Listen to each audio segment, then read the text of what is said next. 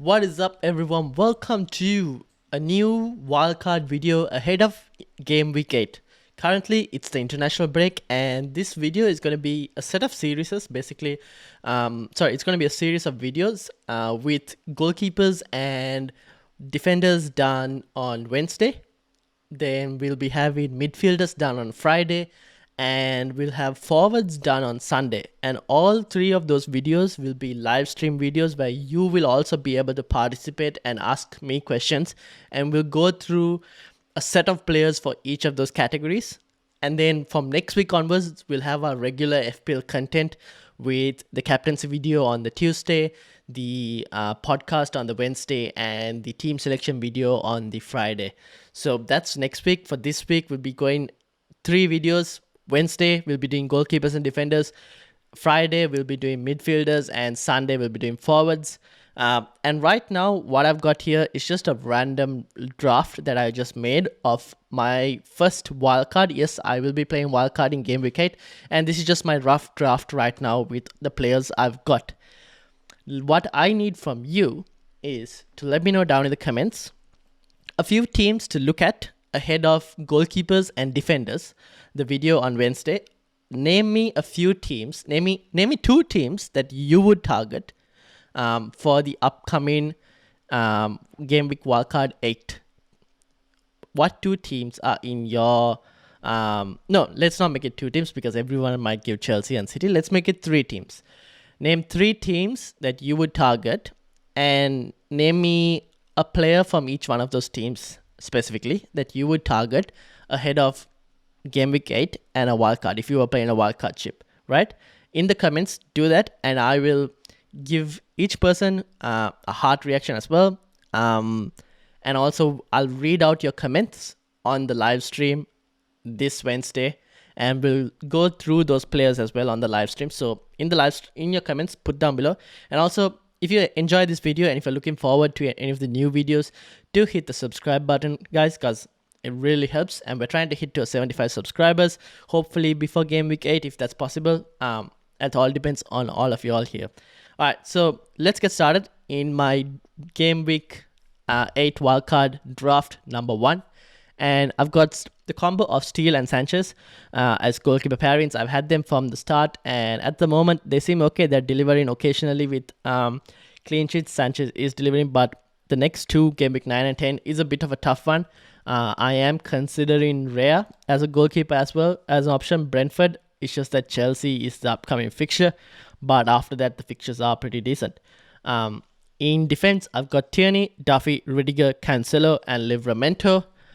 It's a mixture of a cheap defense with good fixtures. I think all 5 teams have really good fixtures, have improved defensively as well in terms of Arsenal.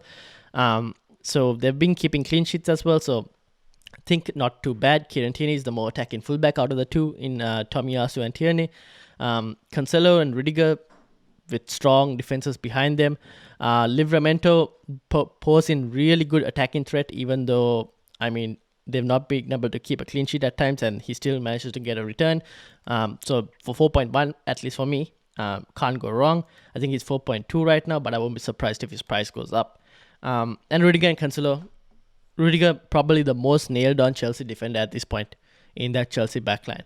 And Cancelo, even though maybe not the most nailed-on, even though he's played full 90 here, as we say, he has probably the highest ceiling in terms of attacking returns, and with a really good set of fixtures upcoming, I think he could be a decent punt. In midfield, we got Smith Rowe, Doucouré, Salah, Son, and Benrahma. Smith Rowe, I think Arsenal attacking wise could be a good option, and for 5.3, especially with price rise that is imminent, I think I was on a wildcard. I want to also kind of like change chase value a bit, so that's why I've gone for him. Doucouré I've had for the last few game weeks. He's returned in my last 2 games. I've had him since game 5, and he's returned in the last 2, which is good. West Ham a bit tough, but Watford and Wolves after that, I don't mind keeping Doucouré till then. And then maybe switch him for an Mbeumo when Brentford's fixtures get a lot more easier. Salah. I mean, Salah at this point is a must own and not leaving my squad until game week 38 ends, basically, because I don't see why I would remove Salah because of the way he's performing. Even against the big teams, the guy can score. He's got double digits against both of the big teams he's faced. So, I mean, and he's returned in every single one of them. Except for the Burnley game, he's returned in every single game. So, I can't see removing Salah at any point. Heung-min Son. So if you watched the podcast last week, you would have seen us trying to fit Heung-min Son in our panel team. And he returned. That was the reason we wanted to try and fit him in, because he had 2 assists in the last game and we were expecting returns. And with Newcastle up next, that's like a me wanting to target the upcoming fixtures. Well, West Ham, I think, can be gotten at as well in terms of defense. They are not the most solid, so I wouldn't take them as a 4.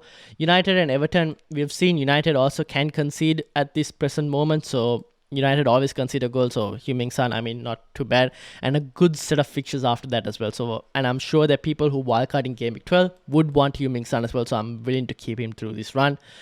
Ben Rama, now this is the uncertainty one. I am probably looking at someone else. When we do the midfielders video, we'll probably go through and see who we can kind of like find as a 5th midfielder.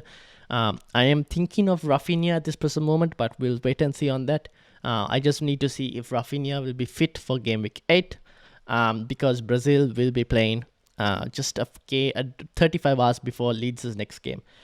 Next up, in attack, Antonio, Lukaku, and Hwang.